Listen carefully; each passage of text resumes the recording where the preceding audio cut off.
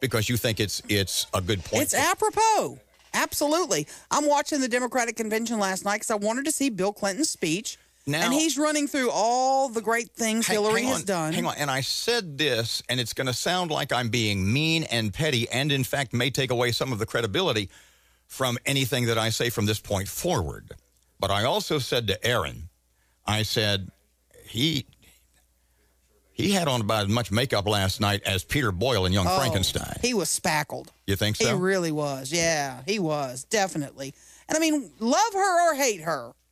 You know, she does have a long history of a lot of service-related employment and work. And he was going through it list by list. Wait, she was First Lady.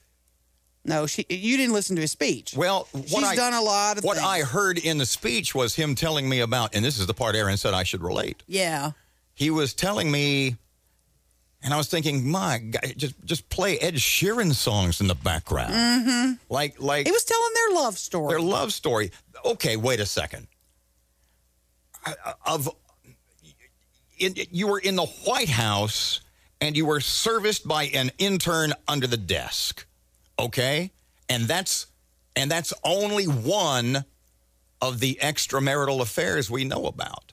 So you can say what you want about your wife's qualifications, and I can say what I want about her lack of qualifications. Mm-hmm. But the point is, don't sit there and tell me that you guys are I was going to say Romeo and Juliet, but they both ended up dead, that you guys are madly in love. Yeah, because I'm not buying that. There has been marital strife, that's for sure. Oh, you know, that never came up during his speech. Well, neither did ISIS. Although I noticed a couple of things. One, because of criticism, the Democratic Convention, they did find a number of American flags to put out, but there is still no mention of ISIS, no mention of Islamic radicals, no mention of terror, no mention of, and, you know, I am stunned. I mentioned this yesterday, and I'll say it again. I am, in Normandy, in France, a terrorist goes into a Catholic church during Mass and beheads an 84-year-old Catholic priest. Let me say that again. A terrorist goes into a Catholic church and during Mass beheads an 84-year-old Catholic priest in front of his congregation, including some nuns. Yeah. Films the whole, then films himself giving a speech in Arabic. Right.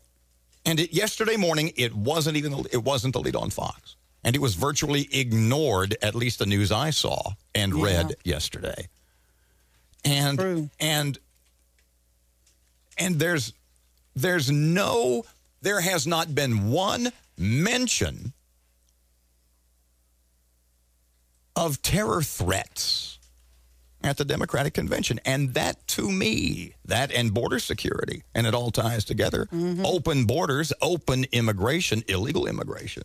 That still is, to me, the number one. If you listen to the Democrats, it doesn't even exist. Right. It doesn't exist. If you listen to the Democrats this week, Fort Hood never happened. Chattanooga never occurred. San Bernardino and Orlando are figments of our imagination. Right. Now, I am intrigued. Not intrigued. I'll make this point in wrapping up.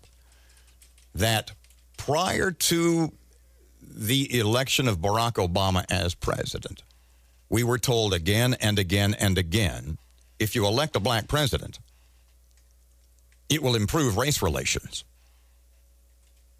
Has it gotten better?